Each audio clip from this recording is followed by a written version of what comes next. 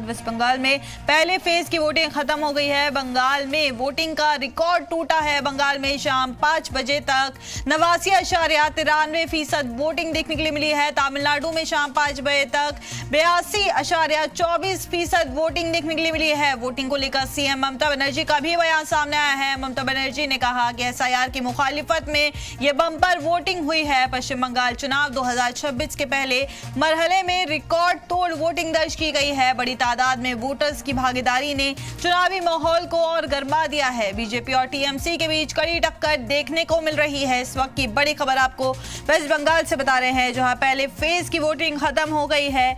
शाम 5 बजे तक बंगाल में 89.93% वोटिंग देखने के लिए मिली है। वहीं तमिलनाडु की अगर बात की जाए तो शाम 5 बजे तक 82.24% वोटिंग देखने के लिए मिली है।